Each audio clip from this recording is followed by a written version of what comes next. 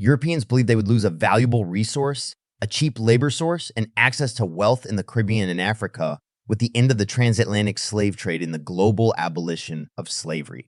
As you can see, African slaves were the foundation for the prosperity of these so-called European powers. These nations went above and beyond to further their civilizations by enslaving other people and making the absurd notion that people were less human because of the color of their skin.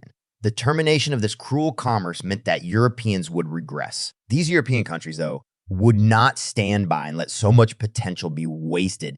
After starting conflicts, upsetting customs, and pillaging the people of Africa for centuries, the Europeans decided to colonize the continent in order to take advantage of all the resources that its people possessed. This was a new kind of slavery that they called colonization.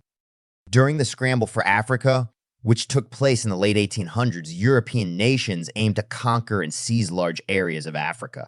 There were several factors driving this race for African supremacy, including political, strategic, and economic ones. The geopolitical aspirations of European countries included the acquisition of strategic resources, market expansion, and establishment of a presence in Africa.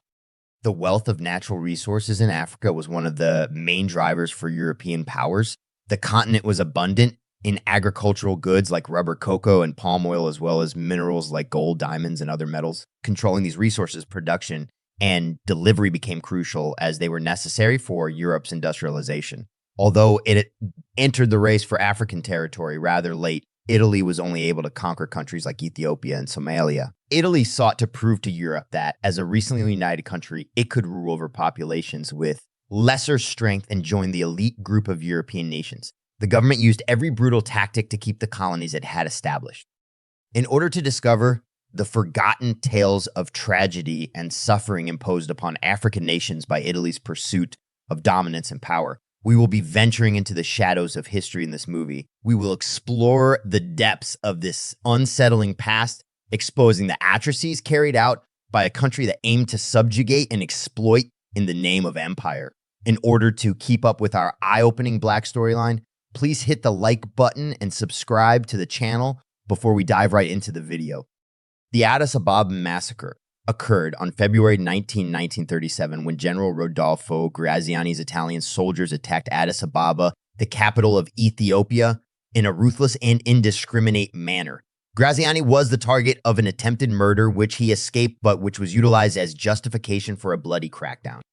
Italy had made attempts to subjugate Ethiopia and create a protectorate there before to the Addis Ababa massacre. The First Ethiopian War was the product of this effort and was a major battle that was eventually won by Ethiopia. Under Benito Mussolini's leadership, the Second Italo-Ethiopian War in 1935 signaled the beginning of a more violent and aggressive period of Italian imperialism in Ethiopia. This fight was marked by the widespread retaliation against civilians, the use of chemical weapons, and ruthless methods.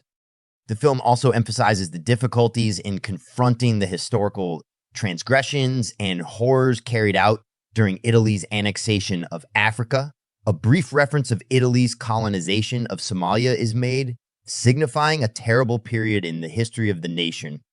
One unsolved issue is the failure to acknowledge and apologize for these historical injustices. The subject of Italy's colonial past is still delicate and divisive, and there is little international pressure to heal the historical scars and pursue justice. The beginning of Italy's imperial ambitions in the Horn of Africa was signaled by the local monarch, Barash. The Somali people fiercely resisted the Italians as they pushed further south and southwest. The Italian invasion had the appearance of an East India Company-style colonial venture. Their constant quest for domination, frequently at the cost of Somali lives, was a defining feature of their expansion. One such example of resistance occurred at Warwick, where the people living there fiercely resisted the Italian invasion. 40 Somalis were brutally killed and 7 Italians died as a result of the colonists' ruthless response. Italian-occupied Marca served as the hub of Balkan culture in the 1890s. The Bimo clan were enraged and engaged in conflict as a result of this. The Wadden clans would soon form the backbone of the first Somali rebel movement against Italian colonization. When Jakat Trevis, an Italian city inhabitant, was killed in 1904, the violence worsened. Italy retaliated by seizing control of Jazer, a port town some 30 miles south of Mogadishu. Bimo leaders called a significant conference in reprisal.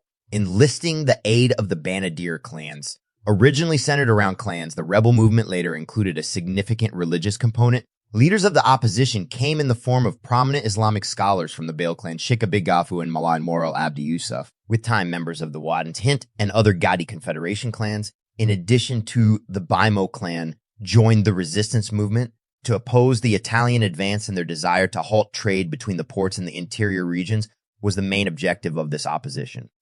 The Maims, a group of religious leaders and Quranic school instructors that included the Bol clan and the Iams of Mera, were instrumental in spearheading the uprising against the colonial control of Benadir. But in the process, they and their supporters had to make a lot of sacrifices and endure a lot of hardships. Italian garrisons at Mera and Jazer were besieged at the beginning of the conflict and had to fight to survive.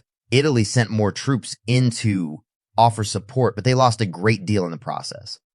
An important fight was fought at Tunley, also called Denani, which is north of Mara, in February 1907. Approximately 2,000 Benadir warriors under the command of revered Baimo religious figure and Imam Sheikh Abdi Abubakar Gafel fought against 1,000 Italian soldiers. Lieutenant Gustavo Pentile led a group of about 1,500 Arab, Aryan, and Somali mercenaries that provided support to these Italian forces. On February 9, 1907, the combat broke out after midnight and continued until noon on the next day. February 10, the Banadir warriors eventually withdrew, taking hundreds of casualties with them. Even though they had suffered heavy losses, the Italians considered the Battle of Tunley to be an important military victory.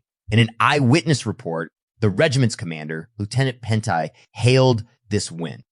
The Bemo clan sought revenge in July 1908, defeating about 500 Italian troops in the process. However, by 1908, important cities such as Afly had given in to the Italians, but the Italian conquest was far from finished.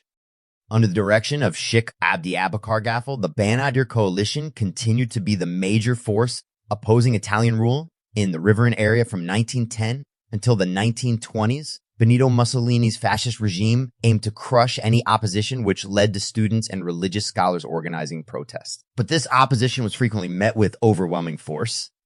Italy eventually succeeded in putting an end to the Somali resistance despite its tenacity by using a combination of cruel methods and military might. War was employed by Italian military mostly as combat groups. When the offensive began, more than 80,000 Italian soldiers joined them, and they enhanced that number. A large number of these Somali soldiers were ex-combatants who had fought in Italian Libya during Ethiopia's invasion. A major supply base, Mogadishu, was indispensable. Italian Somalia joined Italian East Africa to form the Somalia Governorate when the war ended in June 1936. Ethiopia and Eritrea were also part of this new Italian colony in Mogadishu. An Arch of Triumph was built to honor their triumph. Somalia would not become an independent nation until 1960, when it finally broke away from Italy.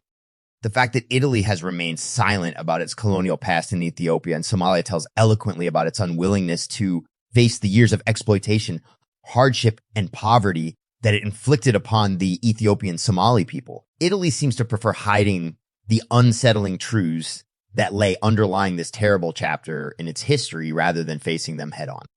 We have now reached the conclusion of this video. We would love to hear your opinions, so please share them in the comment box.